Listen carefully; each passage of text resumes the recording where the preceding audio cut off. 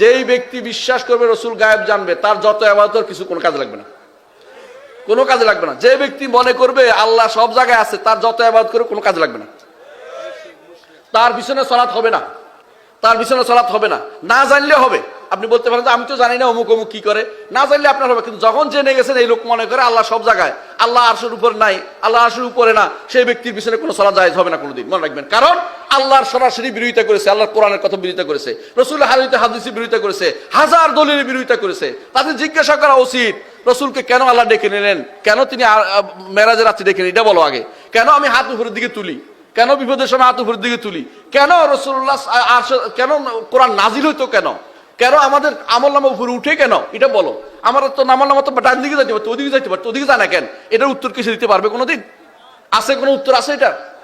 এই জন্য যে ব্যক্তি মনে করবে এই আকীদা যদি কোনো তার খরল থাকে, ডিস্টার্ব থাকে, ইমানে যদি সমস্যা থাকে, তার কোনো কিছু আল্লাহর দরবারে গ্রহণযোগ্য হবে না। সুতরাং ইমান ঠিক করা উচিত, ইমান বোঝা উচিত, ইমান বোঝার জন্য সময় দিতে হবে।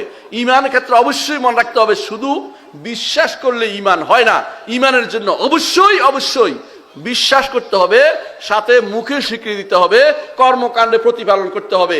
কম হোক বেশ হোক কিছু না কিছু থাকতে হবে। কর্মকাণ্ডের মধ্যে একটাকে রাখা হয়েছে আলামত হিসাবে, সেটা হচ্ছে সালাত। যে ব্যক্তি সালাত পড়বে না সে ইমানদার বলে বিবেচিত হবে না।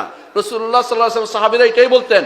আব্দুল্লাহ ইবনে শাকিক আল বালাখি রাহমাতুল্লাহ আলাইহি বলতেছেন, আমি রাসূলুল্লাহ সাল্লাল্লাহু আলাইহি ওয়াসাল্লামের 30 জন সাহাবীকে পেয়েছি, তারা সবাই বলতেন যে ব্যক্তি সালাত ত্যাগ করবে সে কাফের হবে, সে কখনো ঈমানদার থাকতে পারবে না, মান তারাকা সালাত ফাকাদ কাফারা, তারা এটা বলতেন। সুতরাং প্রত্যেকটি মানুষকে এইটাই জানা উচিত, ঈমানিয়াতের ক্ষেত্রে কোনো সামান্যতম ছাড় দেওয়ার সুযোগ নাই।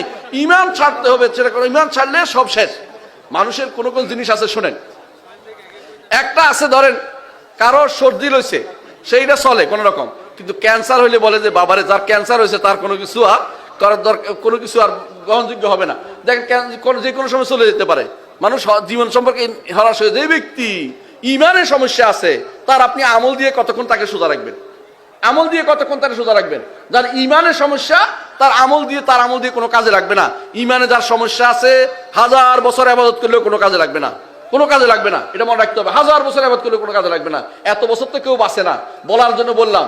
কিন্তু কোনো মানুষ ইমানের সমস্যা নিয়ে কবরে যাবে, তার জীবনটা শেষ করে দিয়েছে। এই জন্য কবরে গেলে যদি উত্তর চায় আপনার কাছে, মান রব্বুকা, তোমার রব কে, কেন এটা বলবে জানেন? আপনার রব যদি কোনো ডাইনে বামের লোকটা হয়ে থাকে, আপনার রব যদি কোনো কারো কলমের ভিতরে অবস্থানকারী লোক হয়ে থাকে, আপনার রব যদি কোনো এরকম লোক হয়ে থাকে যে তার কোনো গুণ নাই, আপনি রব যদি এরকম লোক এরকম মনে করে থাকেন আপনি মানুষের মতো বা সৃষ্টির কারো মতো, অথবা আপনার রব যদি এমন তার কোনো গুণ নাই, তার কোনো কিছু নাই মনে করে থাকেন, অথবা তা এমন করে মনে যারা পড়াচ্ছে তথাকথিত অনুপরমাণু আকারে পড়াচ্ছে, এরা আল্লাহকে চিনে নাই, এরা কবরে জবাব দিতে পারবে না, রবের জবাব দিতে পারবে না। রবের জবাব দিতে ওই ব্যক্তি পারবে যেভাবে রাসূল পরীক্ষা করে দেখিয়েছেন। জিজ্ঞাসা করেছেন এক নারীকে জিজ্ঞাসা করেছেন, আইন আল্লাহ, নারী কি বলেছে? আল্লাহ ফিস সামা, আল্লাহ উপরে। সামা অর্থ আসমান মনে করেন না, এই আসমান কি কেউ দেখছেন? আপনারা কেউ আসমান দেখছেন? আসমান দেখছেন? কেউ দেখছে? দুনিয়ার কেউ দেখছে? একজনে, কে? মুহাম্মদুর রাসূলুল্লাহ সাল্লাল্লাহু আলাইহি ওয়াসাল্লাম। তিনি আসমান ভেদ করে উপরে গিয়েছিলেন, আর কেউ আসমান দেখেনি। দেখলে আবার আসতে পারে নাই, কেউ হয়তো উঠে রাখছে আল্লাহ তাআলা তাকে, হ্যাঁ, ওয়ারাফানাহু মাকানা আলিয়া, যাকে রাখছে তাকে, অথবা ঈসা আলাইহিস সালাতু ওয়াস সালাম। কিন্তু যারা একমাত্র আসমান ভেদ করে গেছেন মুহাম্মদুর রাসূলুল্লাহ সাল্লাল্লাহু আলাইহি ওয়াসাল্লাম। তো আসমান বলে আমরা আকাশের নীল দেখলে ওইটা আসমান মনে করে বসেন না, ওইটা কেউ দেখে নাই। এর নিচে যা আছে এইগুলি সব কিছু উপরে আসমান, আসমানের উপরে হচ্ছে আরশ। যে ব্যক্তি উপরে বলবে, সামা আরবি শব্দ উপরে বুঝায়, উপরে বুঝা, সামা অর্থ একটা সুনির্দিষ্ট জায়গার নাম নয়, এটা অনেকে ভুল করে থাকে। তখন বেদুইন কি মহিলা কি বলছে? ওই মহিলা কি বলছে? কালো মহিলা বলছে যে আল্লাহ উপরে। তো বলছে আমি কে? বলছে আপনি আল্লাহর রাসূল। বলছে আপনি এ সাহাবী, তুমি একে আজাদ করে দাও, সেই ইমানদার, সেই ইমানদার। পরিচয় দিয়েছে, ইমানের পরিচয় দিয়েছে। যে ব্যক্তি আরশের উপর, যে সত্তা আরশের উপর, তাকে চিনতে পেরেছে সেই ইমানদার। আর যে ব্যক্তি আল্লাহকে তার যেখানে সেখানে মনে করেছে, আল্লাহর গুণগুলি স্বীকার করেনি, আল্লাহর বিরুদ্ধে কথা বলেছে, আল্লাহর শরীয়তের বিরুদ্ধে কথা বলেছে, আল্লাহ তার সেই ইমানকে মনে করেছে শুধুমাত্র অন্তরে স্থান দেওয়ার জিনিস, সেই ব্যক্তির ইমান এখনো আসেনি, সেই ইমানদার হইতে পারেনি। ইমানের পিছনে মেহনত দরকার আছে, ইমানের পিছনে শ্রম দেওয়ার দরকার আছে, ইমান বুঝার বিষয় আছে। ইমান বুঝার জন্য আবার বুখারী পড়ুন, আবার কিতাবুল ইমান পড়ুন। ইমান বুখারী ইমাম বুঝার জন্য আকীদার কিতাবগুলি পড়ুন। ঈমান নামে কিতাব লিখেছে ইমাম ইবনে মান্দা রাহমাতুল্লাহ আলাইহি, ঈমান নামে আল ঈমান। ইমাম ইবনে তাইমিয়া রাহমাতুল্লাহ আলাইহি ঈমান নামে কিতাব লিখেছেন। অনুরূপভাবে ঈমান আবু আমর আল আদনি ঈমান নামে কিতাব লিখেছেন। ঈমান নামে কিতাব লিখেছেন ঈমান নামে কিতাব লিখেছেন। অনুরূপভাবে ইমামরা বহু ইমাম নামে কিতাব লিখেছেন। তার মধ্যে বিখ্যাত ছিলেন বিকাশ ইমাম আবু উবাইদ কাসিম ইবনে সাল্লাম, তিনি ঈমান নামে কিতাব লিখেছেন। ঈমান নামে যারা কিতাব লিখেছেন, এদের গ্রন্থ যারা একত্রিত করেছেন, সেগুলো আপনারা পড়ুন। আকীদার কিতাব পড়ে না আমাদের দেশে, আমাদের সব পড়া হয়, আকীদার কিতাব পড়া হয় না। আপনি দেখবেন মানতেক পড়ে, ফালসাফা পড়ে, ও এমনকি এমন মানতেক ফালসাফা পড়ে জীবনে সেও বুঝে না, তার ওস্তাদও বুঝে নাই। আমি শিও দিতে পারি, বুঝে নাই। শাইখুল ইসলাম ইবনে তাইমিয়া রাহমাতুল্লাহ একটা কথা বলতেন, মানতেক ফালসাফা হচ্ছে কিরকম জানেন? তিনি বলতেন, লাহমু জামালিন গাসসিন আলা জাবালিন ওয়াইরিন ফালা সাহলা ফায়ুরতাকা ওয়ালা সামিনা ফায়ুনতাকা। তিনি বলতেছেন এটা পচা গোস্ত রাখা আছে পাহাড়ের উপরে, এমন পাহাড় যে পাহাড়ে উঠা যায় না। এখন ওই গোস্ত পাওয়ার জন্য আপনি এই মানতেক করতেছেন, ওই গোস্ত পাইলে কি হবে? ওইটা পচা গোস্ত, খাইলেও পেট নষ্ট, খাইলে হবে পেট নষ্ট, আর এমনি পাইবেন না ওইটা। এইটা পড়ার জন্য মানতেক ফালসাফা দুনিয়ার যত কিছু পড়তেছে, দুনিয়ার যত বিদ্যা পড়তেছে, অথচ আকীদা পড়ার জন্য তারা পড়তে রাজি নেই। আকীদার আলোচনা করলে তাদের খারাপ লাগে।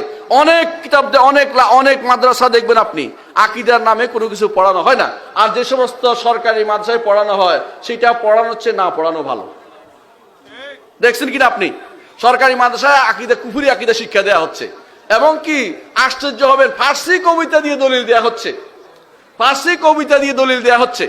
আল্লাহর কোরআন এবং হাদিসের দলিল যথেষ্ট মনে করতেছে না, আর মিথ্যাচার করতেছে তারা।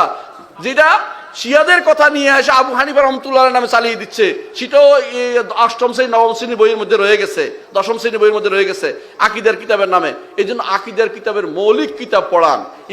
ইমাম আবু হানিফা রাহমাহুল্লাহর কিতাবুল ফিকহুল আকবার পড়ান, এটা পড়ান। অবশ্যই আপনার জন্য আকীদার একটা সূত্র খুলে যাবে। ইমাম আবু হানিফা রাহমাতুল্লাহ কিতাবটি যদি আব্দুল্লাহ জাহাঙ্গীরের ব্যাখ্যা সহ পড়েন, আপনি একটা মৌলিক কিতাব পড়লেন। এরকম কিতাব পড়েন যেগুলো আকীদার কিতাব। আকীদার কিতাব পড়েন। উসুলুল ঈমান আমার গ্রন্থটি আছে, ইনশাআল্লাহ পেয়ে যাবেন। উসুলুল ঈমান যে কোনো জায়গাতে পেয়ে, নেটও আছে, ইন্টারনেটও আছে, আর যদি কিনতে পারেন কিনে নেবেন। এই আকীদার কিতাবটি পড়েন, আকীদার কিতাব পড়েন। অনেকগুলো আকীদার কিতাব islamhouse.com-এ আমি আপলোড করেছি, এগুলি আপনারা নামিয়ে পড়ুন। আকীদার কিতাব পড়েন। আমাদের মাশায়েখরা যে সমস্ত কিতাব লিখেছে মদিনার, সেগুলি পড়েন। মনে রাখবেন, পৃথিবীতে এখন পর্যন্ত শ্রেষ্ঠ বিদ্যাপীঠ হচ্ছে মদিনা ইউনিভার্সিটি। ঠিক কিনা বলেন? যদি মদিনা ইউনিভার্সিটি তাই হয়ে থাকে, মদিনা ইউনিভার্সিটির কোনো আকীদার গ্রন্থ আসবে, আপনি সেটাকে নির্দ্বিধায় পড়বেন, কোনো সমস্যা চিন্তা করবেন না।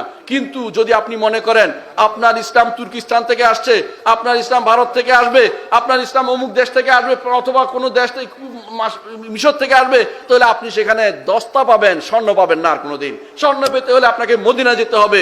মদিনার আকীদা বিশ্বাস আমরা ধারণ করতে হবে।